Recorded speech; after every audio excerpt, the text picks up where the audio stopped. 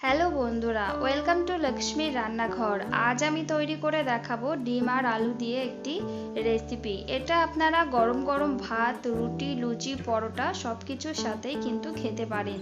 তাহলে চলুন দেখে নিই আমি এই রেসিপিটি কিভাবে তৈরি করব। এই রেসিপিটি তৈরি করার জন্য এখানে আমি দুটো মিডিয়াম সাইজের আলুকে এরকম ছোট ছোট করে কেটে নিয়েছি। এখানে দুটো পেঁয়াজকে এরকম ছোট ছোট করে কেটে নিয়েছি। এখানে আমি 3টে কাঁচা লঙ্কা চিড়ে নিয়েছি।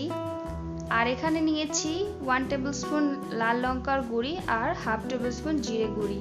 পরিমাণ মতো লবণ আর হলুদ নিয়ে নিয়েছি। এখানে নিয়েছি 1 টেবিল স্পুন আদা বাটা আর নিয়েছি 3টে ডিম।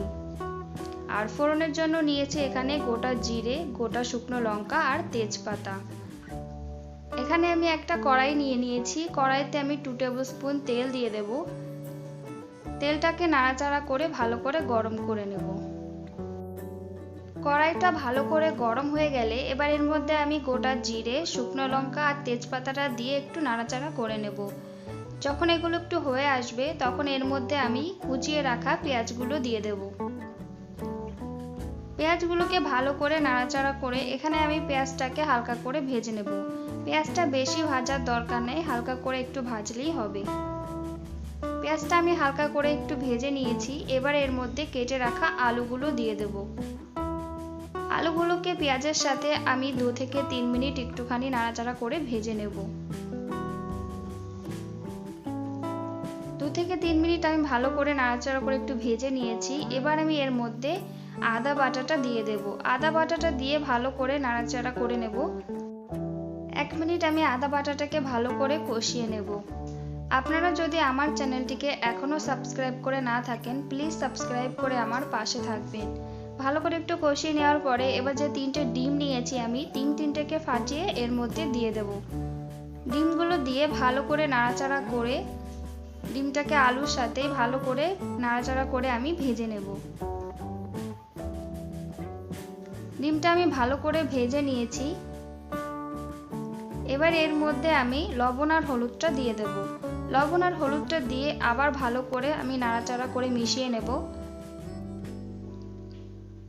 ভালো করে মিশিয়ে নেওয়ার পর এবার এর মধ্যে চিড়ে রাখা কাঁচা লঙ্কাগুলো আর লাল লঙ্কার গুঁড়ি, জিরে গুঁড়ি দিয়ে দেব। এবার ভালো করে আবার একটু নাড়াচাড়া করে মিশিয়ে নেব। এর মধ্যে আমি অল্প পরিমাণে জল দিয়ে দেব যাতে গুঁড়ো মশলাটা পুড়ে না যায়। অল্প করে জল দিয়ে আবার ভালো করে নাড়াচাড়া করে একটুখানি কষিয়ে নেব।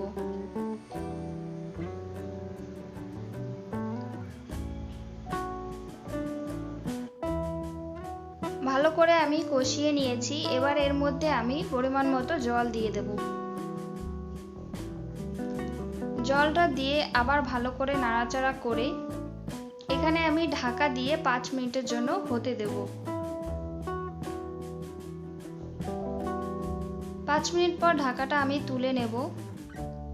তুলে নিয়ে ভালো করে আবার একটু নাড়াচাড়া করে নেব।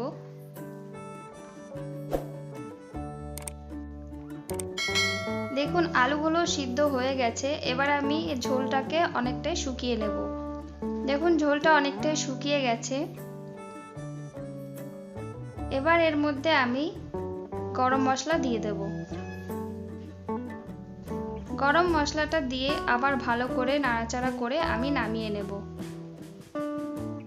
তৈরি হয়ে গেছে ডিম আলুর একটি রেসিপি। আপনাদের যদি এই রেসিপিটি ভালো লেগে থাকে তাহলে অবশ্যই লাইক, কমেন্ট, শেয়ার এবং সাবস্ক্রাইব করে আমার পাশে থাকবেন।